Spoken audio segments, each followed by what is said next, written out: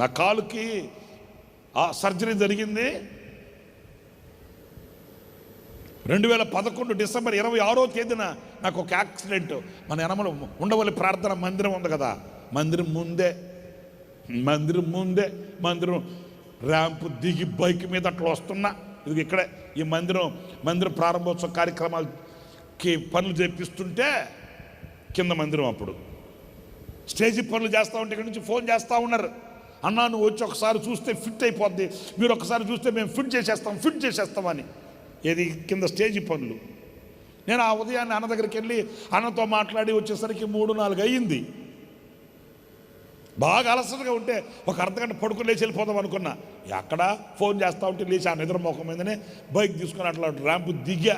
వాడు నా కోసం కాసుకొని ఉన్నట్టున్నాడు, వాడు ఎప్పుడు వస్తాడా అని. రావడం బైక్తో ధామని కొడితే కుడి కాలు విరిగింది. సరే అయిపోయింది. ఇప్పుడు డిసెంబర్ నెల 26వ తేదీ 2011 క్రిస్మస్ అయిన మరుసటి రోజే. సరే నాకు సర్జరీ చేసి ప్లేట్లు వేసారనుకోండి. 31వ తేదీ కొత్త సంవత్సరం ఆరాధన. అన్న పట్టుబట్టాడు. నాకు సర్జరీ జరిగి మెదలకూడదు అని చెప్పి కాలుకు రాడ్ వేసి పెట్టారా. అన్న అన్నాడు, ఏమన్నా చేసుకో, నాకు అనవసరం, వాడిని ఆరాధనకు తీసుకొని రావాల్సింది మీరు. 31వ తారీఖు కొత్త సంవత్సరం ఆరాధనకి వాడిని తీసుకొని రావాల్సిందే, వాడు ఉండాల్సిందే ఆరాధనలో అన్నాడు. మన జీవన్ అన్న వీళ్ళు మన పెద్దోళ్ళు అన్నతో చెప్పారు, సర్దుబాటు చేసి. కాదన్నా డాక్టర్లు ఒప్పుకోవట్లేదు, కదలకూడదు. నిన్నే కదా సరే, అప్పటికి ఎంతో 26వ తారీఖు జరిగితే 28 అనుకుంటాను. 28 నాకు సర్జరీ చేశారు. 29, 30 2 రోజులు అయింది. కదలకూడదు అంట. తీసుకురండి, వ్యాన్ తీసుకెళ్ళి ఎట్లాగ తీసుకుని వచ్చి నాకు స్టేజ్ దగ్గర కూర్చోబెట్టినాడిని అంటున్నాడు. ఇంకా మన జీవన్ అన్న డాక్టర్ని బతిమాలి, సార్ అతను సావుకుడండి, అతను ఉండాలండి అది అంటే సంతకాలు పెట్టించుకున్నాడు డాక్టర్ గారు. ఏదైనా జరిగితే మా పూచి కాదు, ఆ పూచి మీద తీసుకెళ్ళకపోతే తీసుకెళ్ళండి, మాకు సంబంధం లేదు, తీసుకెళ్ళండి, మేము మాత్రం అనుమతించట్లే, అంగీకరించట్లే, మీ రిస్క్ మీద మీరు తీసుకెళ్ళకపోతే తీసుకెళ్ళమని. ఆ మాట మళ్ళీ అన్నతో చెప్తే అన్న అన్నాడు, రిస్క్ లేదు తీసుకురాన్నాడు అన్నాడు. నిజం. సరే 31వ తేదీ సాయంకాలం 4 గంటలకు నన్ను హాస్పిటల్ నుంచి, అది స్ట్రెచ్చర్ ఉంటుంది కదా, ఇది అదే నాకు తెలియదులే, దాంట్లో తీసుకుని వచ్చి మెల్లగా అలాగే అంబులెన్స్లో పెట్టుకుని దాని గోరంట్లోకి తీసుకుని వచ్చి స్టేజ్ వెనుక రూమ్ ఉంది, ఆ వెనుక రూమ్లో పడుకోబెట్టారు. అన్నాడు ఆ స్టేజ్ దగ్గర ప్రక్కన పోల్ ఒకటి ఉంది, పిల్లర్ ఒకటి ఉంది, ఆ పిల్లర్ దగ్గర ఒక బెడ్ వేసి పడుకోబెట్టండి అక్కడ అండి, ఆడు ఆరాధనలో ఉండాలి నాతో అట్లా. సరేనండి అప్పుడు తీసుకెళ్దాం, ఆ టైంకి తీసుకెళ్దామని చెప్పి నాకు అక్కడ ఇట్లాగే పోల్ ఉంటుంది మన గోరంట్ల మందిరంలో, 2 పోల్స్ ఉంటాయి కదా, ఆ పోల్ దగ్గర ఒక బెడ్ ఒకటి వేశారు, సిద్ధం చేస్తున్నారు. ఆ టైంకి తీసుకెళ్తామని చెప్పారు. నన్ను 7:30-8 గంటలకు తీసుకెళ్లారు అక్కడికి రూమ్లోకి. తీసుకెళ్తే వాస్తవంగా అన్న కొత్త సంవత్సరం ఆరాధనకి 10:30-11 గంటలకు వస్తాడు. 10:30-11 గంటలకు వచ్చి ఇక అన్న మైక్ తీసేసుకుంటాడు. ఇక వాస్తవంగా అట్లాంటిది 8:30-9 గంటలకల్లా వచ్చేసాడు గోరంట్లకి. అందరూ హవాక్ అయిపోయారు, ఏంటి అన్న ఇప్పుడు వచ్చేస్తున్నాడంటే కారు దిగి తిన్నగా మందిరంలోకి వచ్చాడు, స్టేజ్ వెనక్కి వచ్చాడు, నేనున్న గదిలోకి వచ్చేసాడు. చెన్నైలో ఉన్న దేవ సహాయం బ్రదరు, మన రాజేష్ బ్రదరు, ఇంకా అన్నతో కొంతమంది రూమ్లోకి వస్తే అన్న రే కూర్చోటి తీసుకురా అన్నాడు. కుర్చీ ఇస్తే నా మనసు దగ్గర కూర్చున్నాడు. ఇక 8:30 నుంచి ఇంచుమించు 10:30-10:30 వరకు నాతో మాట్లాడుతూనే ఉన్నాడండి.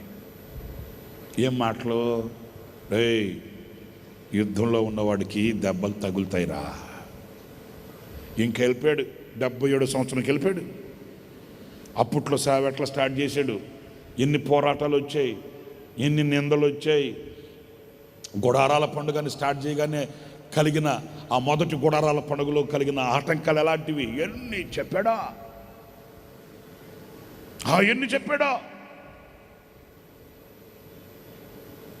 ఇవన్నీ చెప్పి అధైర్యపడకూడదురా మనం, కృంగిపోకూడదురా మనం. యుద్ధంలో ఉన్నవాడికి దెబ్బలు కాకుండా, గాయాలు కాకుండా ఏం జరుగుతాయిరా? ధైర్యపరిచి ప్రార్థన చేసి తీసుకెళ్ళాడు.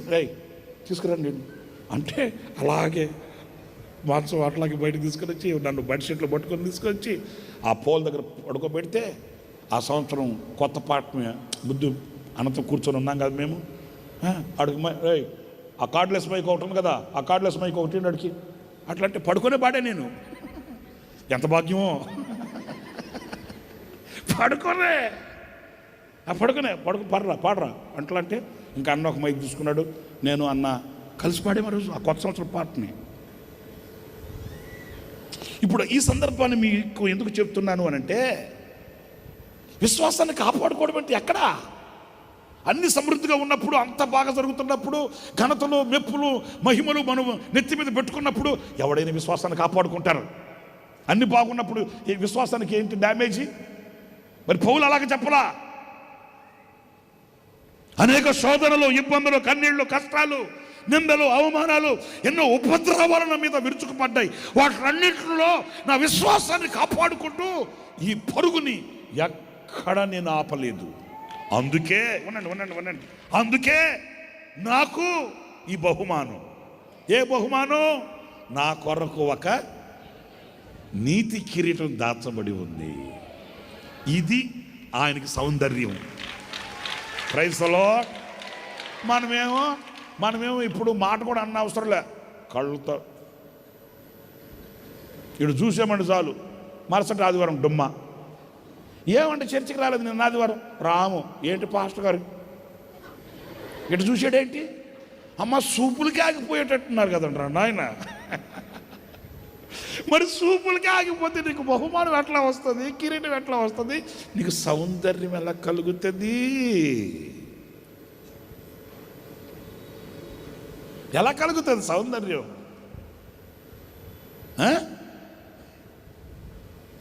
ఇప్పుడు ఒక శిల్పి చేతిలో ఒక రాయి ఉందండి.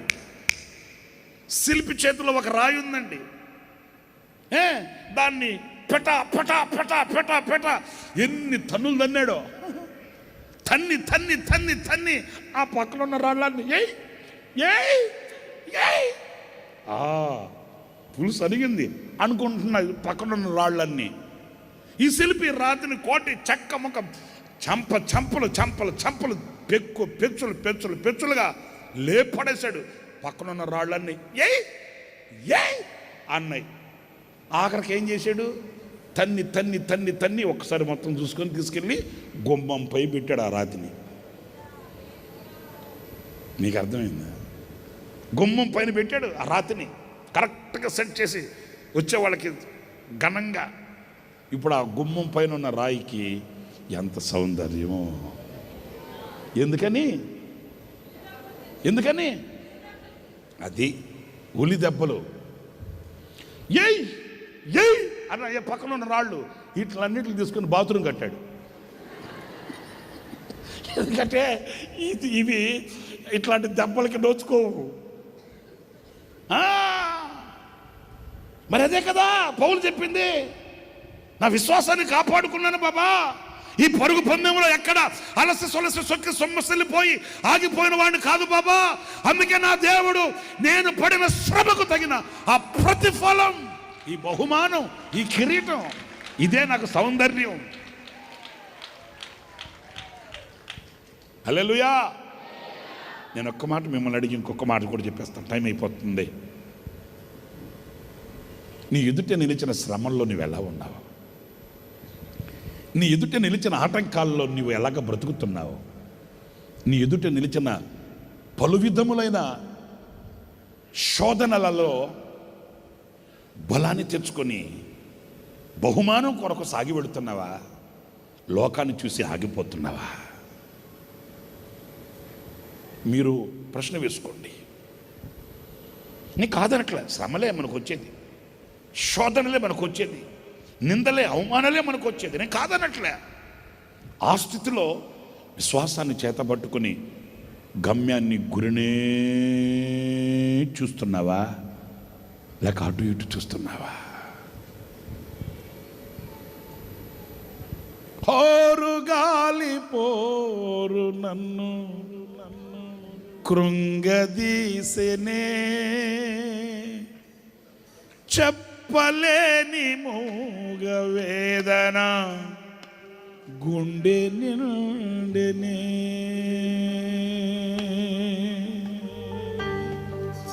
పోరు గాలి పోరు నన్ను కృంగదీసెనే,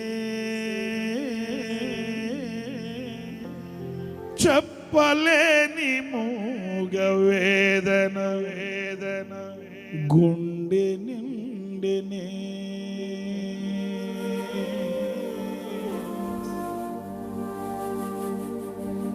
నన్నెరిగిన వాడవని, నా తోడై వస్తావని, నన్నెన్నడు విడువని, నీ కొరకే చూస్తున్నా.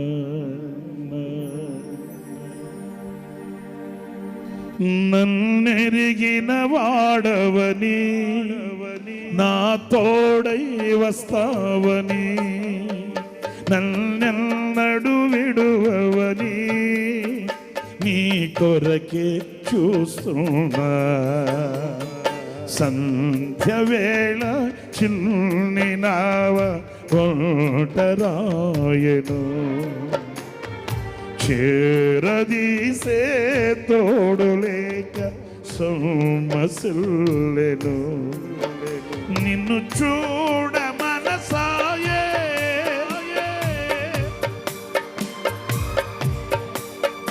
నన్ను చేరదిగినావా, నన్ను నీతో కొనిపోవా.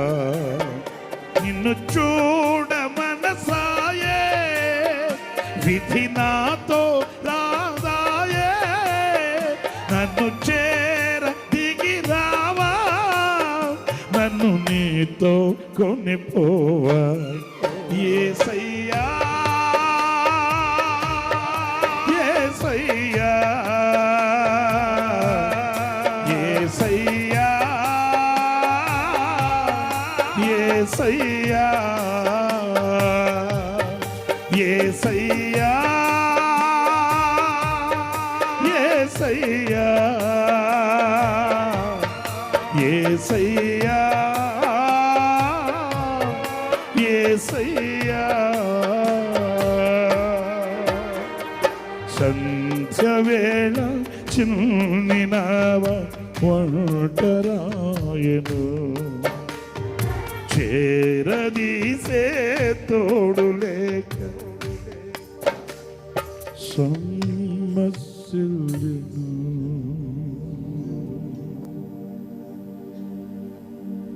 నిన్ను చూడ మనసాయే,